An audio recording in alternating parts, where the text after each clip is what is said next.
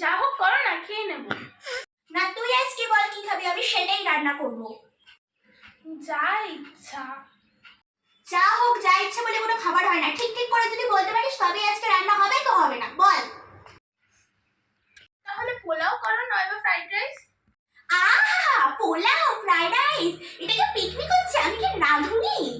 সারা দিন সারা জীবন বাইরে খাওয়া খেয়ে খেয়ে তোদের জিভটা পচে যায় না রে? হ্যাঁ, তাহলে তুমি আমি তো গরু ছাগল, আমাকে যা দিবে আমি তাই খেয়ে নেবো। মাছ করলে তুই খাবি না, মাংস করলে তোর ঠাকুমা খাবে না, সবজি করলে তোর বোন খাবে না, তাহলে আমি কি রান্না করবো শুনি? থাক, তোকে আর বলতে হবে না, আমি ঝিঙে আলু ডাটা দিয়ে ঝোল করে নেবো, খাবি, পেটটা ঠান্ডা। তুমি তো নিজের ইচ্ছা মতোই করবে, তাহলে আমাকে জিজ্ঞেস করো কেন?